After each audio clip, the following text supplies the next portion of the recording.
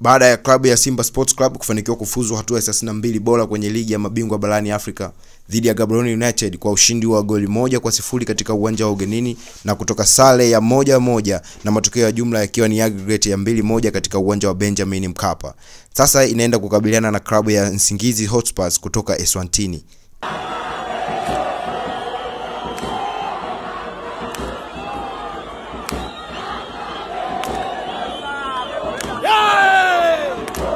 Nsingizzi Hotspurs ni mabingwa wa ligi kuu Eswatini msimu wa 24-25 wakimaliza ligi kwa alama 60 mbele ya Royal Leopards ambao walimaliza kwa alama 59 tofauti ya alama moja.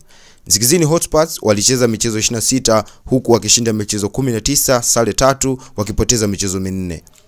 Walifanikiwa kuweka nyavuni magoli 44 huku wakiruhusu 14 pekee, wakimaliza ligi na faida ya magoli 30.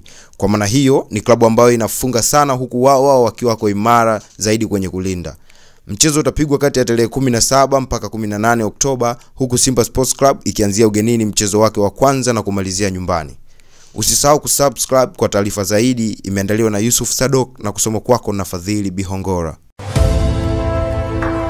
Ujiji Broadcasting Academy, excellence is our signature.